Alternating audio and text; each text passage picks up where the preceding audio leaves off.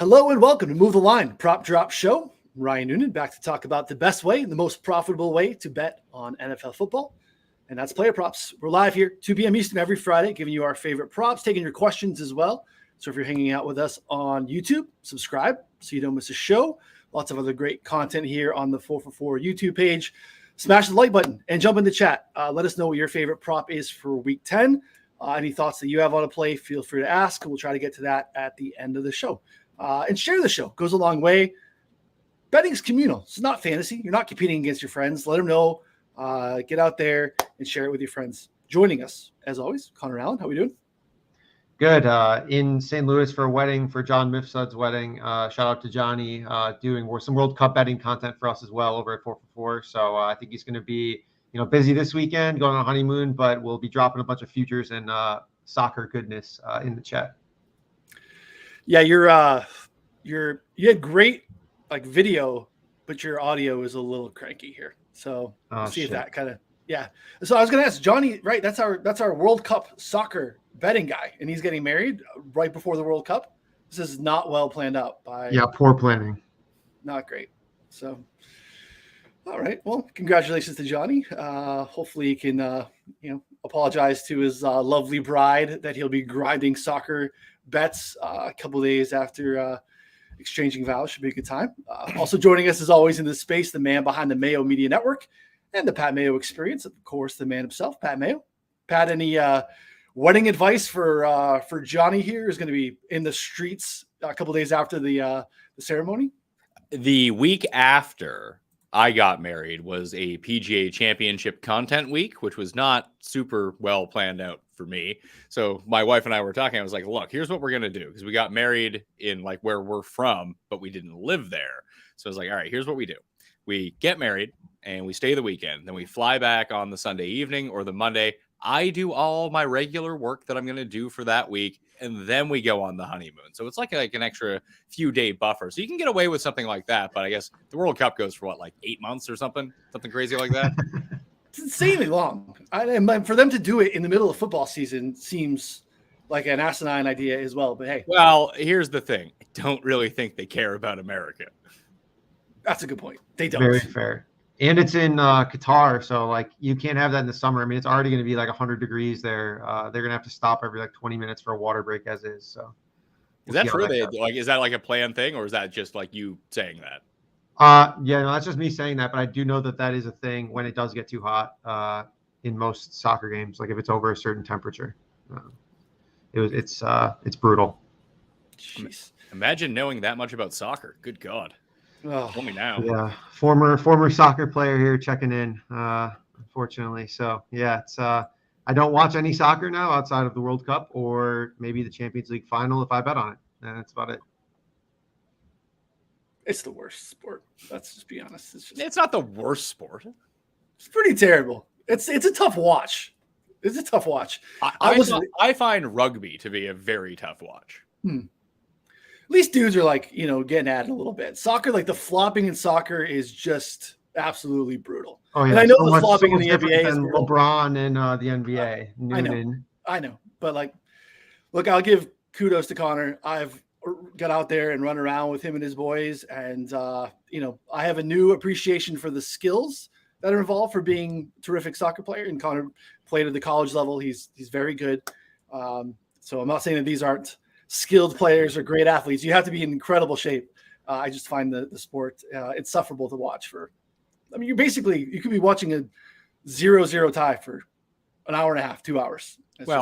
As Kenny Powers once told Cody, he wants to be good at real sports, not the best at exercising. They're bringing that back, which is going to be very interesting to see, because that show started great and then was kind of a tough watch at the end, but I'll be interested to see how that goes on the way back. So all right. A reminder before we jump into the props here, 2 episodes of Move the Line each week, both available streaming here on YouTube, also available in podcast form wherever you consume podcasts. In addition to this prop drop show, the game previews and bets with Connor, John Daigle, and myself, live 6:45 p.m. Eastern on Thursday nights, leading you into the Thursday night game. Again, part of what you'll get if you subscribe. And we're halfway through the season, and our price for our betting subscription at 4for4 reflects that. Now 50% off of the original rate. And the betting subscription gets you access to literally everything on the site, every article, every tool, DFS optimizers, the subscriber-only Discord, which I think is the crown jewel, gets you access to us. We push all of these bets and more through there first. And it's just a great way to talk about any sport. Again, you can talk about World Cup with Johnny. We have MMA, college hoops, NBA, lots of other great stuff going on over there as well. 4for4.com/plans. And if you use promo code next level, one word, all caps, you get an additional 25% off. That'll take you through the end of February. So you get all the football season, get you through lots of good college hoop stuff before March Madness starts to kick up, NBA, MMA, all that stuff. So that should cover all the World Cup stuff. I don't think we're going into March with the World Cup stuff. So it's like a little over a month. It's like ends in like mid-December. All right. So yeah, you'll get all that too. So 4for4.com/plans, next level, an additional 25% off. So they've been a little slow to release here for week 10, but we're going to give you our best live lines available for you to bet on right now. No one giving stale lines. Our goal is to do our best to make sure that you can get the same line, same price, or as close as possible. Connor, kick us off week 10. Yeah, I'm going to start off with Christian McCaffrey over 74.5 rushing yards. I'd play this honestly up to 80. He's coming off an 18-carry, 94-yard game against a tough Rams run defense before the bye. Now draws the Chargers, 29th in run to DVOA, allowing the most yards per carry in the league at 5.7. Jeff Wilson has since been traded. Niners right now 7-point favorites against this Chargers team that are going to be without Keenan Allen probably again, without Mike Williams. Probably see plenty of positive game script here. We have 85 rushing yards projected, but I think this could be like an explosion spot here for McCaffrey, seeing close to 20 carries. And with that kind of workload and like how good he's looked in this offense, I think we could see 100+ rushing yards here easily. So I like this spot a lot for CMC, and I will be taking some alternate overs as well. We hit it together, Pat. So I like it. What are your thoughts? I have him at 18 for 100, so I can completely get on board with that. We've seen how awful this rush defense is for the 49ers. I would throw a few words of caution towards this, though. So the return of Juszczyk might be helpful to Christian McCaffrey if they start running out of eye or something like that, or it could just siphon away a few carries. That's where I'm worried about this. We didn't see it happen with Jeff Wilson. Yes, he's gone. Do we know whether or not Elijah Mitchell is going to be active? Because he was designated to return. I haven't seen that yet, but that'd be interesting. I mean, they have a 21-day window. So, yeah, I don't know if he's active for this week. But, yeah, I think that would be a reason to be a little bit more cautious on maybe some of the ladders. But I don't know, man. This is such a great spot. Like, they're bad to start with, and I have another starter they just released, and another starter just went on IR. So, like, the guys that they deem to be starting worthy are not even going to be active here, too. The other point about this would be Debo is going to be back, and Debo is going to siphon away 4 or 5 carries. Now, I'm not concerned about Juszczyk or Debo hurting the overall production of Christian McCaffrey. It's just fewer opportunities for him to get to the number in theory. If Mitchell was back, though, I could see them not playing like 50-50, but instead of getting like a guaranteed 17 to 22 carries, all of a sudden I think you need to readjust that number to like 12 to 18. Like the range at the low end is a little bit bigger if all of a sudden they bring Mitchell back, who's going to be on the bottom end of the share, but might end up with like 4, 5, 6, 7 carries depending on what they want to do. Yeah, I think that's fair. With the Debo point, though, like he was not really even used as a running back like until later in the year last year when like their running back started getting injured, like when he was getting that like 5 to 7 carry range. Before that, he was more in like the 2 to 3 carry range. So like sure, but like when he was getting all of those carries, the 6, 7, 8 a game, Mitchell was getting 18, 19, 20 as well. So I take that point, but now we just have more bodies into the mix to kind of take things away. I'm for this number. I like it a lot. I have it as a heavy over as well. I'm just trying to shit on your pick here, Colin. No, I like the pushback. I think it goes both ways. I like picking holes in your counter arguments as well. I'm a fan. So the other thing you're not, as I heard at the beginning of fantasy football season, very injury prone. Christian McCaffrey can't draft him number 1. Be a bad move. So when he inevitably gets hurt in this game, he's not going to hit the over. It's true. That's why you have to take Jonathan Taylor because he doesn't get hurt. Yeah, and it doesn't get hurt. So, it's just how it works. Yeah, I mean, I just think that you don't, not that they leverage the future, but they gave up a lot, the equivalent of more than a first-round pick to bring in McCaffrey. He's your guy. So, like, Elijah Mitchell, even coming back, even if it was to be here, like, that guy is spelling Christian McCaffrey. It's not even I don't think that ends up being something where he works in. Now, we haven't seen it yet. So again, we're speculating, but I think McCaffrey is pretty comfortable. I do think optimally almost though, like the Niners probably kind of keep him in that 15 carry range, just get him like a ton of like swing passes, like touches in space rather than like, runs into the teeth of the defense. But, I mean, that's just my own opinion. Like, I don't really know how they're going to do it themselves. So, yeah, 36 and a half receiving yards, I think is the number that came out too. We haven't seen a combo number, but again, I do think last week, 9 targets, which is great. But I do think maybe Debo probably impacted that. So, but again, I think it's just he's getting to 100 total yards in this game. It's an absolute great spot. Also, the game flow affected his target share as well because they were down. I know they won by so much, but they were down in that game. And normally passes to running backs, and maybe that's different now that they have one of the elite pass catching running backs. It's just never really been a part of that offense with Shanahan. No, it's true. I do, like I said, I think Debo mattered there too. So good spots. We poked a little holes in our play, but smash that. Pat, how about number 1 for you? Number 1 for me. All right, pick the number 1, 2, or 3 for me, or 5. 5. No, there's no 5. Just 1, 2, or 3. 1. Okay. Under 32.5 Dak Prescott passing attempts. You can always play with a bit of fire when you go into the passing attempts market if a game ends up becoming close, but the expected temperature in this game is supposed to be very low in terms. I mean, it was 76 here yesterday. It's going to be 29 tonight. It's going to be cold here. All right. Well, those seem like fabricated numbers. Like I have no idea what that means. So is it near 0? Is it near freezing? You're in Celsius. I forgot about this. Yeah, I'm in real temperature, not like magic temperature. I can't convert this off the top of my head. I'm not going to lie. 29 is -2, by the way, if people need to know. Okay. Well, yeah, I mean, I know 32 would be 0. So it's going to be, down there. It was probably in the teens yesterday. And on Sunday, it's expected to be hovering a bit above, a bit below freezing.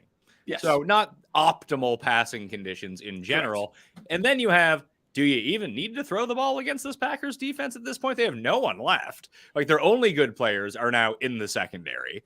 And Zeke looks like he's going to be coming back. He probably won't see a full workload. So for like daily fantasy and DraftKings, I still like Tony Pollard quite a bit here. I think he's going to get a ton of run in this game until Zeke is back at 100%. He might not get all the goal line carries, but when it comes to like the split, it's going to be like 66-33 in favor of Pollard this week. 32 is so many. I mean, to get to 33 passing attempts to beat me, unless I have wildly miscalculated how good Dallas is, and I think that they are very good, and wildly miscalculated how bad Green Bay is, and they're pretty bad, that I just don't see the need to pass 32.5 times in this game. Yeah, this is 1 of 2 passing unders that I like on the attempt side. So yeah, I can get behind this. Connor, do you have any thoughts on Dak? No, I am curious on Pat's thoughts. So I know this is a prop show, but I mean, Dallas -4. Like, I think we're all in agreement that Dallas is the better side. Like, I mean, any thoughts on that? Because I feel like just everything you've said, like Dallas's defense is significantly better. Packers, no Romeo Doubs. Packers run defense is bad. Like, Cowboys should be able to just run the ball. Like, what are we missing? Because clearly Sharp Money has moved this like from 6 to 4. I bet it at 5, so I don't care where the sharp money is coming out of. Maybe it's a bad spot. The Packers have lost all these road games. Like these narratives can pile up. I mean, and home dogs of 4 or more points this year have been doing excellent against the spread. This seems like such a horrible matchup, both in reality and on paper. And like even a little thing that people tend to overlook, like over the last 6 weeks, the best team in football on special teams, Dallas. The worst, Green Bay. Just little edges like that are where you can kind of squeeze a bit of extra value. I went through a lull betting wise midway through the season, and a lot of it was really chalked up to I would look at this number and say 5 for Green Bay. It's like I really think Dallas is going to win, but they're trying to trick me with this number. I'll take Green Bay. And then the side I should have taken absolutely smashes. And I'm like, well, what am I doing here? So the past 3 weeks, I've gone back to I think like when I cap this game, I do it on Sunday nights on my show, The Pat Mayo Experience. Tune in live. Comes on the hour before Sunday Night Football. End of the games to the beginning of the game, and boom, we're out. It's fun. And we guess the lines. I thought this was going to be Dallas -9. Jeez. Ooh. Yeah. But yeah, I mean, that's the thing is like, I feel like it's a situational better spot to your point. Like you have Green Bay, Aaron Rodgers at home getting more than a field goal, I think that probably just kind of goes off for some people. Like that's just a spot that I have to bet blindly. But if you actually handicap any of the matchups and like you got into the weeds even more on the special team side, and I happened last year with Green Bay too, a lot of their special team stuff isn't even tied to the kicking game. It's literally tied to like field position stuff. Yeah. Like just kick returns, punt returns, like coverage. Like there's just nothing that tells you that Green Bay, like Eric Stokes now going to be out for the season. Their best like linebacker, Devondre Campbell out. Rashawn Gary out. Like both their tackles Lazard probably not practicing again today. Yeah, Lazard might not play along with Dubs. And then Aaron Jones is going to play, but like 60%. And Aaron Rodgers legit looks like he doesn't care. Right. Yeah. So it feels square and it feels like there's a problem. And again, obviously the market's moving against it. But yeah, I agree too. It's a good point. So yeah, I like the Dak play quite a bit. First one for me. I'm also going to stay here in the Midwest in the cold. I'm going to continue to bang the drum on Justin Fields over 57.5 rushing yards. This is available at -110 on MGM. It opened to 58.5, hung around for a little bit, juiced up, and then is basically 57.5 everywhere. And this has more to do with the handicap of the matchup again than chasing the historic performance last week. We've been targeting fairly successfully running quarterbacks against man-heavy and blitz-heavy teams.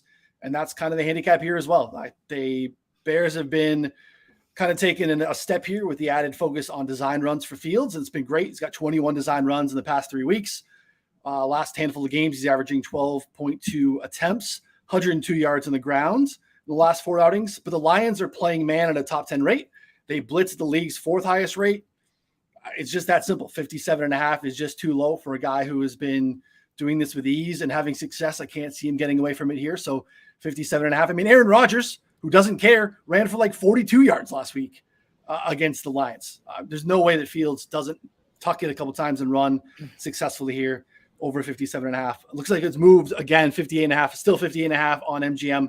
Love it. I like that you brought this up because that just I like the Fields one, obviously. I think you just kind of bet it until it doesn't win anymore, and then you can move on your way and recalibrate what the new number is going to be. But what you just said about a running quarterback against a team that's blitz heavy and plays man just instantly led me to Jacoby Brissett over 15.5 rushing yards. Yeah, I looked at that too. And I tried to, I hadn't bet it, but I've been doing that with Gino. Gino, every time he's played Arizona, that's one for us. We did it against Daniel Jones, against the Bears, who play a lot of man. Like it's kind of worked a lot of times, even for non-rushing quarterbacks. So yeah, I like that look a lot. Connor, I know you've talked about it. You talked about it with Sharp Clark as well, about the concern and maybe they don't have to get into these 3rd and long scramble situations because they'll probably have so much success running on early downs with the running backs. Because obviously Detroit's defense is very generous no matter what you want to do. Yeah. But any thoughts on the field stuff for the folks? No, I mean, I go back and forth. I think that the over is the right look for sure, but it's just like I couldn't take it because I feel like they could just they can crush on early downs. So like if you look at like the last game, like they were getting these such like ridiculous 3rd down, like 3rd down to 7, 3rd down to 8 situations where Fields is like rolling around, scrambling. Like, I mean, but he should still do that regardless. They're still going to get in those situations enough for you to hit the over, probably. It's just that if they don't, it'll just be close. Like if that's all I gotta say is it'll be close. Yeah, he's been close to doing this in the first half, the last couple of weeks. Yeah. Can I throw out that the Lions defense has actually been a little bit better? I mean, like the turnovers in the red zone last week for the Packers, I think are going to be hiding a lot of that, right? Sure, but like they had Dallas on lockdown until they started turning the ball over. They played Miami, and Miami is going to like beat up on any Civ defense. Like if you are reasonably bad anywhere, especially in like the back end of the secondary, Miami's going to toast you. Just like I don't think that the Bears defense and the Lions defense is like super dissimilar, especially without Roquan Smith and Robert Quinn now. That I agree with for sure. Yeah, that I agree with. I'm not there on like the Bears line. Like the Lions are, I could say better, but still not a bottom 3 unit. I think they're still Bears, Lions, and Texans, maybe terrible defenses. See, rush defense, where maybe I'm completely off on all this. Where's Detroit end up coming in? Detroit's like middle of the pack the last month against the run. So they're going to try to establish. I mean, I don't want to sit here and pick. Actually, no, they're 6th against the run over the past month. So passing is where you're going to get them. So this might actually work to your favor a little bit, where maybe they don't gain a ton on early downs if all they do is Montgomery and Herbert the entire time. Maybe they find themselves in a few 3rd and 7s, which would kind of precipitate Justin Fields breaking off 45-yard runs. Yeah, we can do it in one carry. We'll be fine.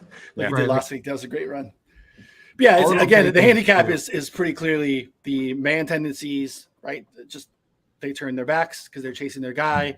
You're gonna have a spy. The spy's not gonna be as fast or as athletic as Justin Fields, and then blitzing obviously forces, especially a quarterback who's not simply comfortable sitting in the pocket and making passes down the field. He's gonna have more prone to break pocket, run, and break plays. So Fields 57.5, I think, still a great look. Connor, back to you, number 2. Yeah, number 2 for me. I'm going to go with Dalton Schultz over 31 receiving yards. I know Pat brought up some potential volume concerns here. And what's crazy is that in his 3 games with Dak Prescott, despite Dak throwing for fewer than 30 pass attempts in every game, he has 62, 49, and 74 receiving yards on 9, 5, and 7 targets. He seems to be like the clear number 2 pass catcher behind CeeDee Lamb, essentially. And I mean, right now we have like 46 projected. I just think this number is 5 to 10 yards too low here. Especially against a beat up Green Bay team too, especially. So I think this is a good look here for him to, finish with 40 plus yards, maybe even a lot more. I like this a lot. And this works really well on a same game parlay because you're correlating 2 negative things together that it'll actually give you a bit more of a boost than the odds will actually allow you. Like if you would go on Dak under, CeeDee Lamb under, well, those are correlated in a way. But if you go Dak under, Schultz over, you're going to get a boost within their algorithm. So I like, that's the one that I like on Dallas because it just feels too low. Yep. Yeah, I agree. Played it with Connor as well. I think it's a nice look, and yeah, I think it bodes really well. And even if his routes are down a little bit, his target per route run has been pretty good with Dak in the lineup. So it's not like they asked Dalton Schultz to block a ton. Correct. Yeah.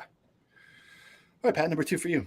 All right. I almost like the Fields over. I'm just going to keep going to the well here. My projections have this as an absolute smash, and it would take a bizarre circumstance for this not to come true because the number is just, they refuse to put it any higher. Tyreek Hill over 93.5 receiving yards.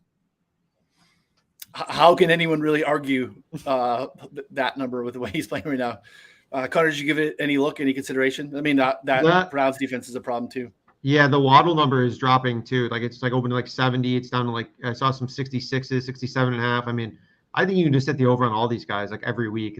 They're awesome. And the Browns defense, I know they're getting healthier. Denzel Ward's going to play, but it just hasn't even mattered. When they're healthy, they've still been bad. So, I mean, and Miami with Tua, I broke it down. When the games he started, they're first in EPA, pass EPA, success rate, explosive pass rate, literally every metric, they're top 5 in.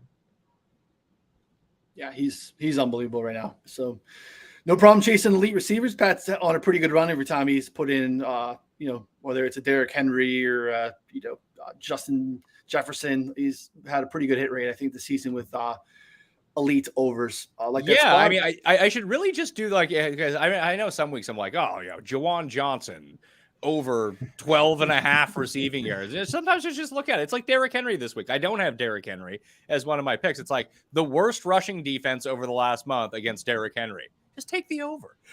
I know. I think Saquon's in that mix this week too. I think Etienne's in that mix too. Maybe game flow worries you, but dude is going to get his 20 carries. And against that awful run defense where he breaks off chunk plays, it's that makes way too much sense. Yeah. I'll come back to this and give maybe a same game parlay leg for the Tyreek thing in a minute. But my second one is going to be Dameon Pierce. Again, he's kind of working his way into this field. Over 77.5 rushing yards. This is minus 110 on MGM.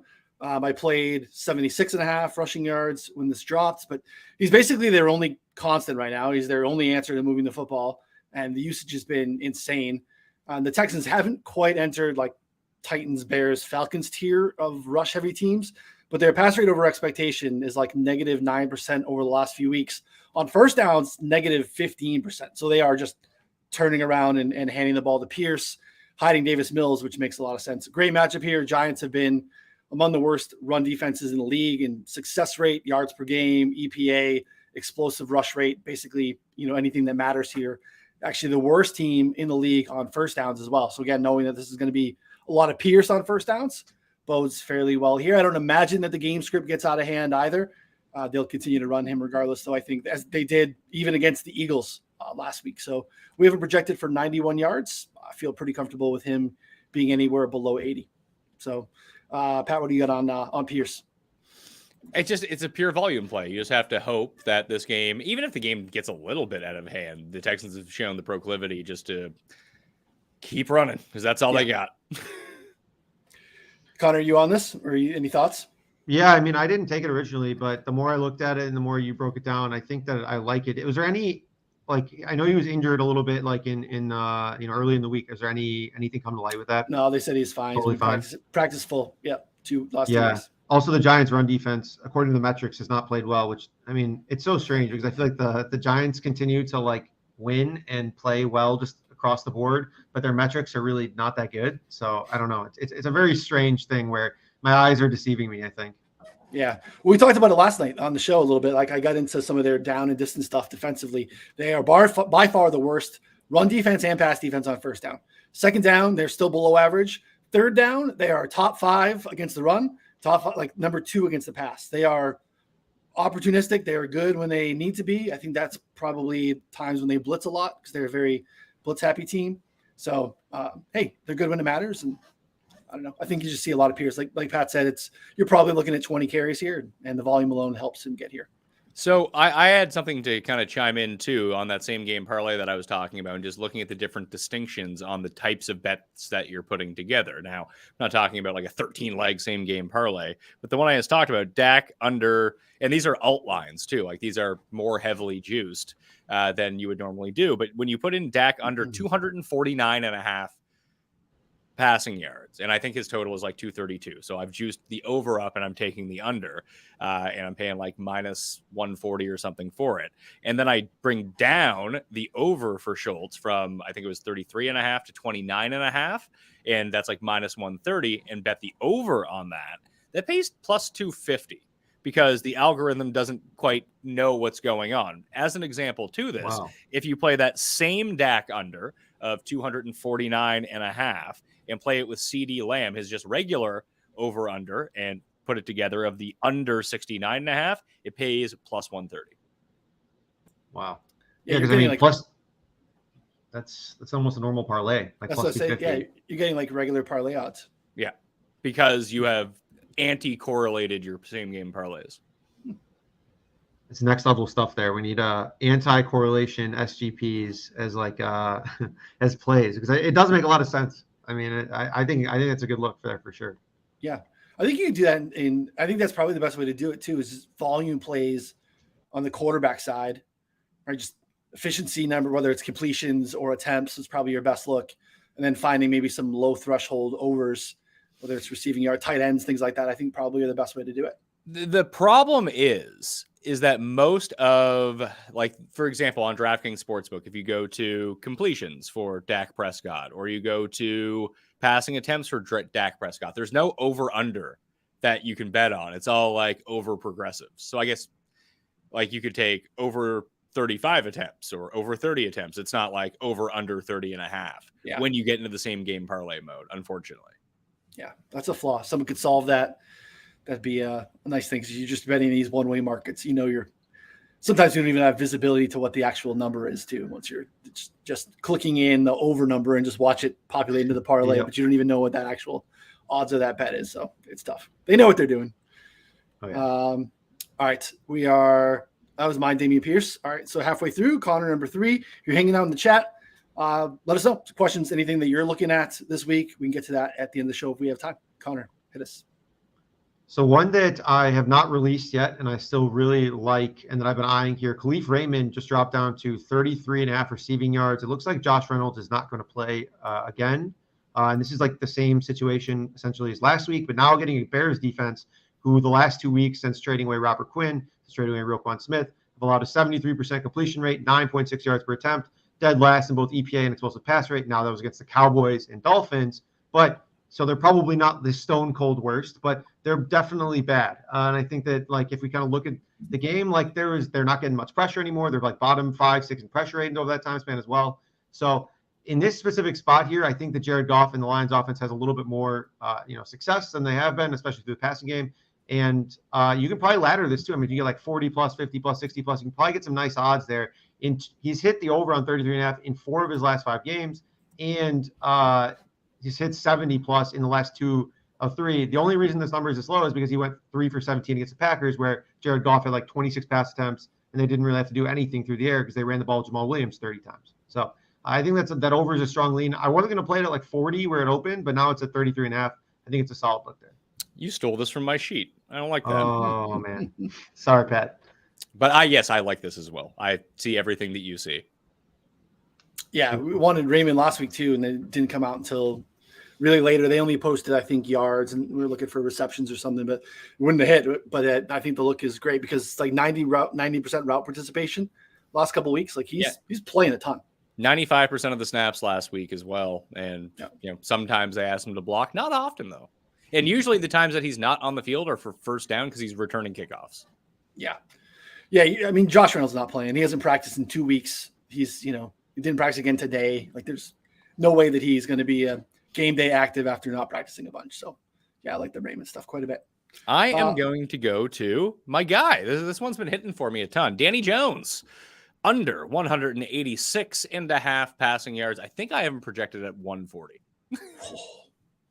Like he did, and this is a game where it's funny that there were some weeks it was like 220.5, and it was like, good Lord, like what are these people smoking? I like it. I don't want any of them, but you keep smoking and I'll bet against you. Well, you are, but this is a good secondary. It's the only thing that the Texans do well, and you can run all over them. Why would you ever pass in this game? Yeah. Even us, again, we are typically pretty high on quarterback stuff. We are under this number as well. So, Connor, any thoughts to Daniel Jones? Yeah, but they're getting Kenny Golladay back, right? That'll put him over the edge. No, yeah, I looked at this a bunch, and I didn't really have too strong of a lean. I want to play the under because I think that both sides skew like massively run heavy, and that like kills volume in general as well. So that like kind of tends towards the under as is. So yeah, I think that's a great look. Yeah, you won't get the boosted odds because they'll be all correlated, but some passing unders here correlated with some rushing overs would make a pretty nice, a little bit longer, a little bit bigger same game parlay. But I think you can get a couple of legs on, add a Saquon, add a Pierce, short Davis Mills, short Daniel Jones, and you could be off and running because I do think you see a lot of running back carries here. All right, so I am going to pop out for a minute. I'll be right back. Noonan, I'm excited to hear your next one. Oh, you're gonna love it. Hit me with it before I take off. So we could do it with your boy Tyreek. Amari Cooper over 62.5 receiving yards. Love it. Oh man, we got the Pat Mayo stamp of approval. Yeah, you can put these two together. Connor and I both are on this. Dolphins have been a pass funnel all season long, basically 31st against the pass and a lot of meaningful metrics. Struggle to generate pressure, but they blitz a ton. They blitz on a third of their snaps, but they are bottom 3 in blitz success rate on the season, which is not good. And maybe they were able to generate a little bit more pressure with Bradley Chubb in town, but I don't imagine that they're going to go away from this blitz heavy scheme here. They also play a lot of single high. They run a ton of single high cover 3 stuff, and Jacoby Brissett and Amari Cooper have pretty significant splits against cover 2 and against single high stuff. So I'm not going to read those to you because it's very boring for you to listen to me read these numbers, but success rate, points above average per play, explosive play rate, they're all drastically different in single high versus cover 2 for both Jacoby and for Amari Cooper. Amari Cooper to the moon, ladders here, Connor. We're in on Amari Cooper. I'm waiting for him. They'll be dropping soon, I think. But Ryan, he's only good at home. Is that a thing? So far this year, yeah. Like if you look at his splits. He went over for me on the road in Baltimore. I don't think by a lot, but in the first quarter, I think he did. But I don't think he was 4 for 74 in that game. But at home, he's been 7 for 131. Or sorry, 5 for 131, 7 for 76, 4. No, that was on the road. No, that was at home too. 4 for 44 and 9 for 101, 7 for 101. And on the road, it's been like 3 for 17, 1 for 9. It's really bizarre. Yeah. And it's funny because in Dallas, it was always, you can only play him in Dallas because he sucks outdoors. And now none of that makes any sense. No. Love the Amari spot. I think he absolutely crushes here. Got in the weeds a little bit on some of the coverage stuff. But again, like we posted in the Discord at 4 for 4. You can read it there. I'm not going to read you these numbers, but it's pretty massive splits for both these dudes, Connor. So we're gonna find some ladders. I think also too, no Njoku, maybe. I mean, I don't really know how much that even matters, but I feel like it just like still elevates maybe his target ceiling, if anything there. So It's true. Let's see here. What's the regular over-under number? Just straight up. 62, I think. Yeah. 62. So I can go over 59.5 and Tyreek over 89.5. That gives me, that's plus 195. That's actually not bad. No, it's not bad. And I've taken those numbers down a little bit as well. I think you'll probably be able to get some sites will let you, just take alts both guys getting over 100. It's probably gonna be like 7-1, 8-1 on both guys to go over 100 yards. So let's see here. I can go Amari over 89.5 and Tyreek over 109. Try that out. Sure. That's 6-1. What do we think about this too? Donovan Peoples-Jones, throwing him in there. Over under 41.5 and 81, 71, 74, 50, and 71 the last 5 games. Yeah, you throw in over 40 yards for him. It's now 10-1. Ooh, cooking. Yeah, and that's another spot where I think the Njoku thing matters, right? Like at least as far as the concentration of targets, I don't think we saw Harrison Bryant. Everyone was hoping to get Harrison Bryant work against the Bengals in that spot. Goose egg. I think it's just going to go out to the wide receivers here. So, yeah, I like that quite a bit. Nice little DPJ addition. 10-1. We're cooking. I mean, Tyreek getting to 100 yards, like that's a pretty low threshold for what that dude's doing. It's almost his normal prop at this point. So we're not asking a whole lot there. So, all right, Connor, number 4. Yeah, I don't have a number 4. I was just gonna have talk about a few other things that I was looking at with you guys here. You're stealing my bit. I know. They're slow rolling like these props more and more each week. It is crazy. Like there's like less than half the games out or like half the stuff out for those games. It's just like very strange. Kyler Murray. See, this is the issue. I don't even know if he's going to play. It looks like Kyler and Matthew Stafford are both 50-50. But I was looking for his rushing unders specifically. If we're able to get that, it looks like he has some like kind of hammy issue. I think that could be an interesting look as well. Ryan Tannehill unders against Denver. He ain't playing. You don't think he's going to play? No. Okay, well then. Malik Willis unders. Malik Willis unders. Like, what are they going to be like 99 passing yards? Like, I don't even know what I'm going to see. I mean, like it was 140, 151 last week. I don't know. I would probably bet under like 120. What do I have him at? I have we have Tannehill in at Run the Sims, but I don't think he's going to play. He has a high ankle sprain. You don't come back from that right away. Yeah. Yeah. I don't care what the Malik stuff is, Connor. I mean, I don't know. They're not even trying. And you can kind of run on Denver, and Denver is like one of the best, if not the best pass defense in the league. Yeah. Best pass, worst run. Yeah. I mean, it's not the spot where you turn Malik Willis loose as a passer. I think they would just do what they did last week, and they come out of the gate and show you that they'll take shots over the top. Sure. And then never do it again. Yeah. I mean, what is 75% of his yards came on like a fullback or a tight end screen or whatever? Like, I don't remember that guy's name, but it was someone else. Oh yeah, it was one of their backup tight end. I'll butcher his name, but yeah. Oh yeah, Chiku. It's a Nigerian name. Yes. Yeah. Yeah. You can same game parlay Denver rushing unders in that game too. I mean, Tennessee's almost the opposite. They are not letting much on the ground and pretty stout against the pass. And Denver seems to continue to want to run, especially on early downs. So yeah, it's a good spot. Are there any other looks on your list, Connor, that you want to pop out there?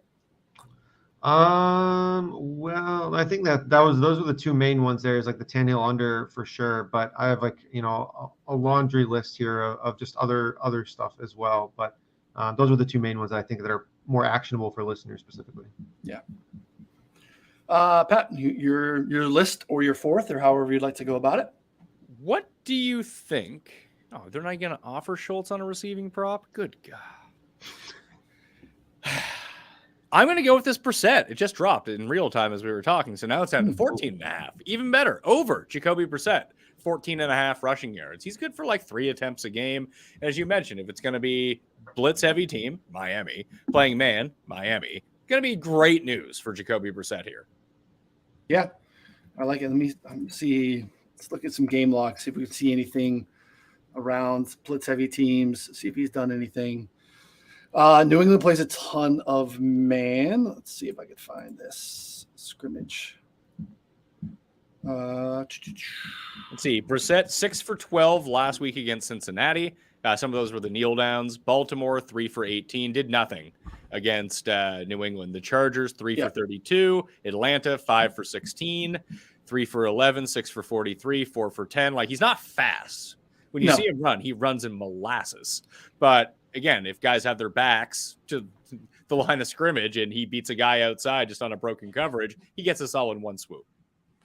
Yeah, they played a ton. Like, basically, they haven't really played anyone that plays outside of New England that plays a ton of man or blitzes a lot, to be honest. So, like, they've had a unique schedule. So there's not a lot here. But you like to see the attempts. Even against Cincinnati, he broke out 6 times. Like, that's encouraging. So he'll have more opportunities to do so here. So, yeah, I like that look. It's a low threshold. And he's gone over that, even despite that not happening a lot, at least more than half the games this season. So it's a good look. Any others on your list that you're waiting for? I mean, I was waiting for is it Dulcich or Dulcich? Greg Dulcich? Dulcich? Is that how we're saying it? Whatever. I thought it was Dulcich. Like, what are we getting his over at? Is it going to be in the 30s or 40s, do you think? I thought he was out. 39.5 was last time. I think it dropped for a little bit. I thought someone bet it, but let's see. It's 39.5 on DraftKings. I'm seeing it's all over the map. A site that can't be named, 42.5. MGM is 41.5. PointsBet 45.5. Caesars and DraftKings 39.5. I see. I didn't see it on DraftKings. That's weird. Rig. It's flashing on the screens that I have, so I'm guessing that it's being. It may have just got added because I have the screen open. If I let's see, yeah, it's still not there for me. Yeah, maybe it's getting hit. That's why it's moving a little bit in some other spots. So. Like I have no one. Like, I don't have that game available to me for any props in the receiver. Me neither. It just looks like everything's off the board for that game. Yeah. Okay. But I like his over. I have him projected around like 52, 53 yards. Okay. Yeah, so even low 40s, probably pretty safe. Yeah, I'm guessing because we have usually don't have this big of a discrepancy between numbers, and because it's flashing a little bit on this odd screen that I have, it means it's probably getting hit at a bunch of different spots at the same time. So a group of some sort probably pushed that out. So Mayo's got it in the low 50s, probably comfortable up until 45.5 or so. Prize Picks has him at 39.5. I like that. Yeah, that's nice. All right, no problem with that one. Last one for me. I have a couple others to get to or that I'm looking forward to. Well, in that same spot, I like Jared Goff. I'm considering putting that out under 34.5 attempts. I don't know what you have that number at, Pat, but like they're skewing even more run heavy, and the Bears kind of force you to skew a little bit more run heavy too, or just teams have in general, like their pass rate over expectation against them is like -8. And I think that the Lions are very comfortable. If you can allow us to run all over you, we will do so. So I think tiny hands Goff, cold weather in Chicago, maybe you see a little bit more DeAndre Swift this week. I think you see a lot of carries there. So that's a consideration. I have not put that out. But my last is Christian Kirk, over 63.5 receiving yards. Chiefs have really struggled against slot receivers, and I think Jacksonville leans pass heavy because they have to. Again, I do think Etienne gets his stuff, but they're just going to be forced to keep up here. The Chiefs have allowed the 3rd most yards per game to slot receivers, 6th highest success rate. And we've seen some pretty drastic splits when both Zay Jones and Marvin Jones are healthy. That forces Kirk into the slot. Otherwise, they push him outside. They put Jamal Agnew in the slot, and that's a very different game for Christian Kirk. So now with Marv outside, Zay outside, you're going to see nothing but slot snaps for for Christian Kirk, it's 3 receiver sets. He's averaging 5.6 receptions, 75 yards per game in those spots versus 41.3 yards per game when he's taking the majority outside. So just in the spot where it feels a little heavy. And I think, a lot of median projections probably have him right at this number, maybe even a little bit below. I don't think it's accounting for the matchup and then kind of how the team interacts when he's out there. So I like Christian Kirk quite a bit. I like how you have described why you like him, because I like him for the same reasons, but you are correct. My projections have him less than this. Yeah. I looked and I knew that we were under on the run the Sims number there. So Connor, any thoughts for you? No. You're muted. He doesn't care. Oh man, he just wants to get to the wedding. Amateur wow, hour. that's a first in a while. I was on a pretty good roll there of being muted and talking like almost once an episode for a good portion of last year. This might be a first this year, at least for a little while. But no, I like it. I think the numbers, it felt about right. I think we're bullish on Lawrence this week. I think that they're gonna push the pace a little bit. Maybe dabble in some Lawrence alts. I don't know. I couldn't really get to play like the 249. I felt like that was just kind of about right, just given kind of what we've seen from him this year. But I mean, this game could certainly explode. I think, at least I think the Jags could maybe hang around enough to cover if Lawrence and the offense feels up to it and doesn't throw like back-breaking interceptions in the red zone. Yep. Tackles to look for. No tackles on the board now, but tackles to note. A couple spots I really like. Tremaine Edmonds, linebacker for the Bills. I think we're going to have weather here a little bit too. It looks like rain or maybe sleet or snow. And I think the game script is going to be a little bit more close because I feel pretty confident. I know Connor does as well. We don't see Josh Allen. But either way, Tremaine Edmonds is probably going to be hung at 8.5, which is basically where he always is. He has at least 9 and 4 straight, a couple into like the low teens. Matt Milano is probably out here. Either way, Edmonds plays every down and has been really a ball hawk. So I think you see maybe a little bit more running from the Vikings because it'll be probably a more neutral script than what they would be against Josh Allen. And that's a good spot for an over. I'm also going to look at Julian Love, safety for the Giants. We just talked about how we expect a lot of Texan runs. Unfortunately, we cannot same game parlay tackles with anything, but Love plays a lot of box snaps. The other guy that plays a little bit in the box is Xavier McKinney. Somehow during the bye, he broke his hand. He's out. They'll mix in Landon Collins a little bit. He's not an every down guy, but Julian Love probably going to be hung around 5.5. I think it probably should be 6.5. So we'll take a Julian Love over there. And then we'll go back to Cam Curl. Cam Curl for Washington. They're just going to run a ton against the Commanders. The Eagles are on Monday nights. Curl has an insane box rate, plays like almost 50% of his snaps in the box. Their leading tackler, Cole Holcomb, is out. Did not practice again today. Did not practice last week. Just leads. Their other linebackers are pretty terrible. So there's just going to be a lot of opportunities for Curl. And he'll, again, probably be at 5.5. So pretty low number for Cam Curl. I imagine because that's a Monday night game, they do hang them. But we'll have to wait and see. But those are my 3 favorite tackle looks currently. Again, nothing posted, but we'll have to wait and see. Also, a good way to play this is Prize Picks because Prize Picks will play the flat number, even if it gets juiced to like minus 170, minus 180. They won't move that. They typically will continue to play that same number. So if there's some guys that you like oftentimes there'll be a guy that I like and I just don't want to play a minus 170. I'll play it on Prize Picks instead. So it's an interesting look in case you're thinking of dabble in the props. I'll throw this out here for the people too. You can parlay tackle props together as long as they're not in the same game on Bet365 if you want to. Like it. I started adding them to my Vivid slips, like on the Vivid Picks app that just like continuously posts like the stalest lines ever, and just like is always like hours behind the market if anything happens. So that's been my go-to. If in case any news breaks or anything, like starting quarterback out. I mean, they're posting Stephon Diggs and Gabe Davis at like normal numbers. Well, Steph Diggs should be at normal numbers. I was thinking about Steph Diggs. You think he's fine? What's that? You think he'll be fine with Keenum? Yeah. I mean, this was a guy who didn't have any problems putting up 120 a game with Case Keenum before. Yeah. And Minnesota's so bad, big plays. Yeah, it's dangerous spot to chase.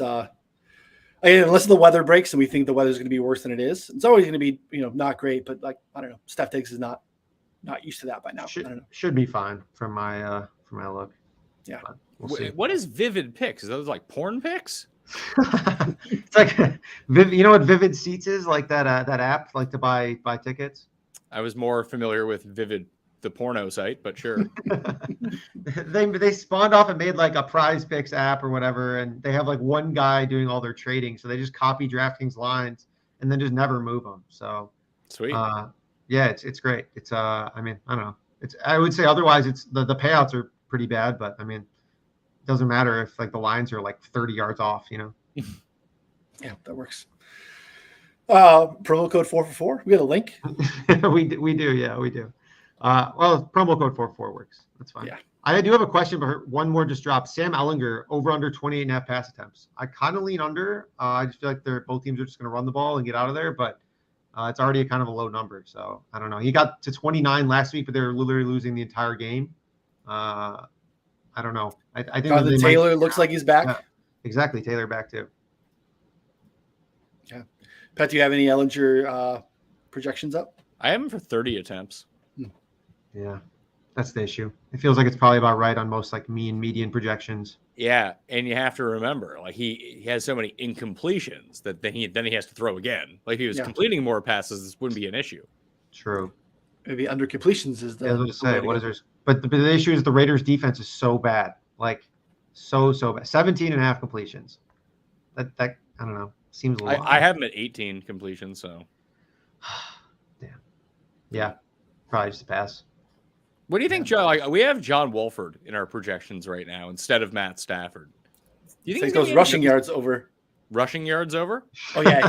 Well, first of all, it's a great matchup because the Cardinals are the team that we like. One of the teams we like to do this. Like Geno hit both times comfortably against them. A lot of man, a lot of blitz, but like Wolford can run. Like that's kind of his thing. So yeah, I mean if that's like high 20s or 30s, yeah, Wolford rushing yards over will be a play for me for sure. He had over 100 rushing attempts 3 of the 4 years at Wake, so that makes sense. Yeah, he can run. We do not have him projected for many passing yards. I think that when I went in to make my adjustments to put him in to see what was going on, I think I basically just transferred over Stafford stats. Which is very generous, but also not great because Stafford stats have been pretty terrible too. Yeah, that's why he's not out of control. Yeah, we still got Stafford and no Wolford from us, but they can't run though. Remember that. No, they cannot. I took under on their team total. I talked about it last night on our game preview show. I teased up both team totals a little bit, like to take under 24.5 for the Cardinals, under 24.5 for the Rams. That's like minus 120 out there on a couple sites. Like those teams are not getting there. They have not. The Rams haven't got there like 6 of the last 7 games. They've had 20 or fewer points. All right, there we go. I just increased Wolford's rushing share to 15% of the Rams, and now he's up to 4 for 16. I would guess it comes in a lot lower than that. How did he do in his playoff game, rushing wise? Well, the one playoff game, he got like concussed right away, right? The Seahawks game. Yeah, he had played the week before, though.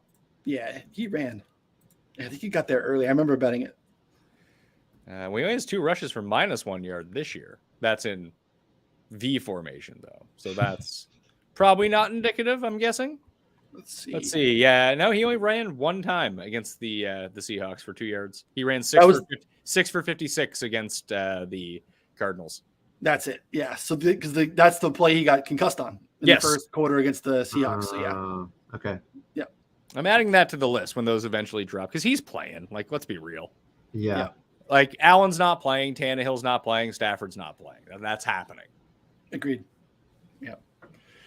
All right, let's a couple minutes left. We get some questions here in the chats. Let's kind of pound through these a little bit. SC, best way to attack bad Texans run defense. Looked at Saquon props, but they looked high already.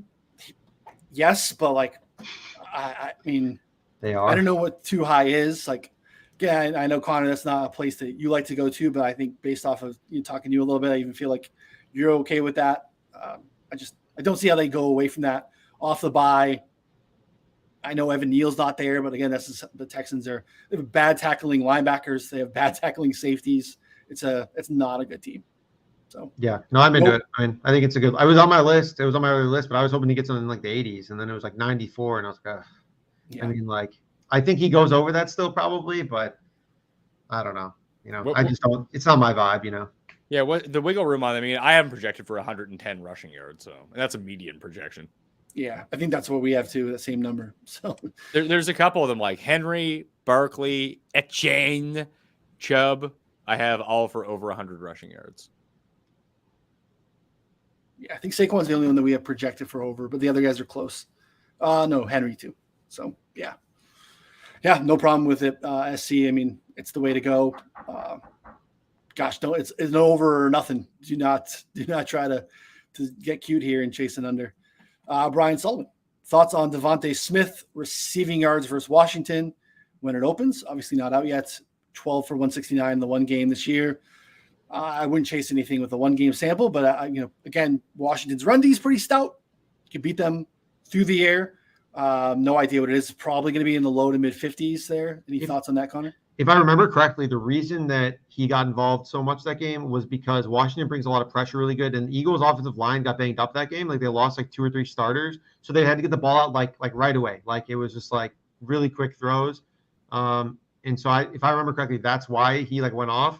But I mean, the Eagles' offensive line is like healthier at this point, but the Washington's still getting pretty good pressure. I believe they're like 5th in pressure rate or something like that. So I wouldn't rule it out of it still being the same kind of strategy there with maybe just like replacing the running game with like a quick passing game. But I'm not sure it's something that I really want to bet on specifically. Yeah. Someone wants to know our thoughts on Cam Brate and Otten when either hits the board. I mean, I think Cam Brate practiced. I don't know what's going to happen there. Yeah, I think that he's playing. I would just stay away from both of them. I have no idea. Like, Otten looks a lot better than Brate, right? He does. But yeah, they're going to use Brate. Totally going to use Brate. Mm-hmm. Yeah, it's just like the Rashard White thing. It's like, yeah, it's great and everything. You might think that he's really good. They're going to play Leonard Fournette. Yep, does not matter. Josh wants to know, how do you guys feel about Reek 125 and Waddle 100 combo special for 9-1 on DK? Seems like it's a bit steep, to tell you the truth. Like, is that like a specialty like boost that you're getting, or is that a same game parlay? Because at that point, you might as well just put Tua over 300 yards into it as well. Right. Toss it. Yeah. Hey, the wording here, combo special, I'm guessing it's probably one of those pre-populated ones that they would like you to bet on, which is always slightly alarming. When you open the app and it's the first thing there, and they're telling you, hey, you can bet on this just like these other 15,000 people did. You probably should just continue to scroll, continue to look for other things. There's a reason that's above the fold. Well, yeah. I liked, so it was over 125 and over 100. That's what it was? Yeah. Okay, so if I go into, let's see, same game parlay for that game, just to see what it would pay on its own if you just use that feature instead. Receiving props. This is going to be great if it's like low, if like higher than the. Sometimes that's the case though. Like don't overlook that not being a thing. So it was Waddle over 100, right? Yeah. So they will only offer up to 94.5. So we'll take over 94.5, and the most that they'll give you on Tyreek is 119. So over 119 pays 8-1, and those are lower thresholds. So that seems to be in line with just like what the market is. Yeah, they just I don't hate it. So yeah, I don't like to do that some sort of like explosive parlay though. I'd rather pick one guy that you think is going to go absolutely bananas in this spot. Almost like, what was it, Jacoby Myers against the Jets a few weeks ago? Like I played the 8 or more receptions on him. They paid like 10-1 just because like this is where they're going to go. If you have a feel for something like that, I would just say the more, it's like any sort of parlay. The more elements that you add in, the more variables, the less successful it's going to be. Yeah, you keep pushing those numbers and you think you're taking alt lines and you're like, okay, and you're like, all of a sudden I have 8 legs. What happened? Yeah, obviously they would love for you to do that. Something I like about DraftKings too is that you can add alternate unders. So like last week I put like a Swift alternate, under in a same game parlay, and then you can parlay with something else. It's a good way to, you can't same game parlay unders on any other website from my understanding, at least that I've seen domestically in the United States. So DraftKings is the only place that does that, and it's a good way to, if you get some reports that some guy's not going to play that much like we did last week with Swift, then I think it's a good way to capitalize there. So, good call. All right, thoughts on Pickens for this week? Claypool gone, Lattimore probably out again. I mean, Claypool's running in the slot a lot. I think that could bode well maybe for Firemouth, not necessarily any of these receivers. And like I want to believe in Kenny Pickett, and maybe there's that like rookie post-buy bump. I'm not super excited about it, but I think Pittsburgh is probably live to win. That has more to do with maybe Andy Dalton and TJ Watt coming back than any George Pickens or Kenny Pickens emergence. But what do you guys think? Anything there? I have no feel for that game. Everyone loves Pittsburgh. I pick Pittsburgh. Just they could be terrible too, though, right? Yeah, I think they are terrible. I wanted to go back to the well with Firemouth, but New Orleans has been like elite for multiple seasons against the tight end, I think. So I don't know. I mean, it was enough for me not to smash the over because I feel like Firemouth has already seen a ton of work with Pickett. Number's only 41.5 receiving yards. You could still probably get there, to be honest. But meh. Say Javon wants to know about Goff under 22.5 completions. Yeah, I talked about the Goff attempts. I think the attempts number at 34.5 is too high, but I can get there on the completions as well. The problem with the completions is it could be a lot of low A-dot stuff to Amon-Ra. It could be dump offs to Swift. Even Khalif Raymond stuff could be low A-dot too. So that would make me a little nervous, but no problem shorting Goff in the weather here. Gil, Josh Jacobs over carries without Renfro and Waller. Yeah, and the news just broke that Shaq Leonard is out here, so we'll add Zaire Franklin and Bobby Okereke to the tackle props looks here. So I do think you see a lot of Josh Jacobs.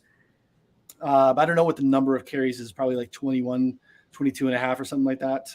Yeah, we picked off a rogue number at Bet Rivers. Right. 15.5 carries, like an hour before the show. I mean, yeah, that's like I like pinged our Discord. I was like, this number is going to move in like a couple minutes, but just like fire as much as you can because the real number is like 21.5 on DraftKings. So it got pulled, but so obviously not going to mention that as an official play on the show, but it was glorious while it lasted. Yeah, I could see him going over, but I mean, you just don't have a huge margin to bet that, in my opinion. But you very easily could have a great day, do it on 18, 19 carries, and you felt like the process is good, and you fell short. So, not a bettable edge for me. But what do you guys think, Pat? I don't know what your projection is on Jacobs. I think it's 18 carries. So yeah, exactly. I mean, I like it to think about the game, to think about the injuries, to think about the flow. It makes all the sense in the world, but the number isn't where I love. It's not where I want it to be. Put it that way. Yeah, I agree with that. All right, last one. Kelsey over 70.5 yards. We're a little under that number. It's just such a great passing offense, but it's just so hard to pinpoint where they're going to go. Yeah, I mean, any thoughts there, Pat? If I'm going to go with one of the heavier yardage totals, like I haven't projected as under, I think it makes sense that he would go over, but like I'd rather just eat the 20 yards and take Tyreek. Yeah. Jadon shouting out Jags 32nd dead last in DVOA against tight ends, so not a bad look there. Yeah, Connor, any thoughts there? It's not your bag typically. Yeah. I mean, I think it's fine. Yeah, Javon brings up a good point too, but I think Tony's going to start playing a bigger role too. I'm interested to see how that impacts, who that impacts, and like where that matters. Whether it'll be Juju. Hardman's been playing really well. I don't know if they're going to take him off. He didn't practice today, which is interesting. He's not? Okay. I'm cold and not with some of an abdomen. It said so. I'm not going to lie. I feel like Kadarius Toney is super talented and a guy that he just like didn't want to play in New York, and I think he's awesome. So I'd love to bank some overs on him, just like speculatively. And I know it's almost entirely narrative driven, and I'm totally fine with that. I think that he's just a baller. Yeah, we probably should just play a DFS lineup with him instead. Yeah, no, I'll hit some like alt overs and then just like not play it officially. That's it. No official plays. Can't get you to jump in the DFS streets ever. No, I play like a lineup or two a week just for fun. All right, gentlemen, that wraps us up. Pat, where can everyone find your stuff? Mayo Media Network on the YouTube channel, Pat Mayo Experience on the audio podcast, myself and Tower Tambolini, who's going for his final King of the Beach seat this week on DraftKings after coming in second place on Thursday night. He has 4 of them already. So essentially what he's telling me is he's not going to be doing my show in week 13. But that show I talked through with him is up now, and we've switched up how we do that show. It's no longer, hey, here's running back, here are the picks, here's wide receiver, here are the picks. We kind of take skeleton builds of each of the popular stacks or stacks that we like this week and work on different ways to make it a bit unique. Like everyone wants to play Justin Fields on DraftKings this week. That's great. He's a good play. How do you make Justin Fields lineups that aren't the same as everyone else's? So that's really what the shows become about on Fridays now. So I think it's a pretty interesting conversation. If you like to play on DraftKings, obviously, or any daily fantasy would work where you construct lineups, just hearing people go back and forth and what their ideas are going to be, and then learning things in real time, being like, oh, what if I did this, this, and this? Like Tambo is like a visionary when it comes to that sort of thing. Like he wasn't going to play Fields. Then we built this Fields like skeleton. He was like, you know what? He was like John Nash in A Beautiful Mind. He was like, if I do that, then that, then that. Oh, that works.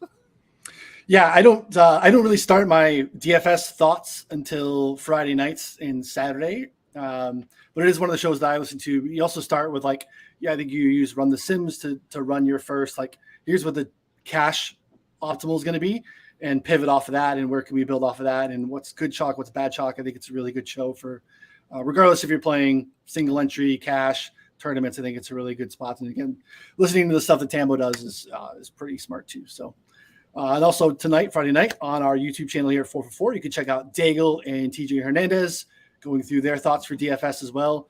Again, 4for4.com/plans. Promo code next level gets you 25% off of an already 50% discounted betting subscription to 4for4 through the end of February. Again, feel like best bang for your buck in the industry to get the community that happens in the Discord. I think is great. Gets you access to everything too. So if you want to have all the DFS optimizers, all the articles, all the tools, all that stuff, get the betting sub. It's the best way to do it. So Connor, enjoy St. Louis. We'll be back next week. So do your best. So for Connor and Pat, I'm Ryan. We'll see you all next week.